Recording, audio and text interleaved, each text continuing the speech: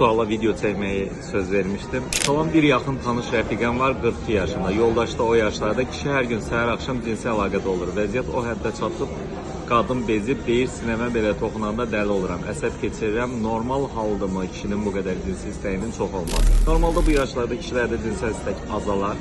Amma bəzi insanlarda temperament fərqli olur. Bəzi insanlarda cinsel istək müəyyən yaşdan sonra azalma göstərmir. Hətta bəzi o qorxular tetikləndiyi üçün, yaşlanma ilə əlaqəli qorxular, performansla əlaqəli qorxular tetikləndiyi üçün bəzən erkən boşalması olan insanlarda tez-tez cinsi əlaqəyə girmə olur və bunu tetikləyən faktorlar da çox müxtəlif səbəbli olur. Yəni, burada yoldaşını qısqanma bir səbəb ola bilər, yoldaşı ilə əlaqəli şübhələri bir səbəb ola bilər.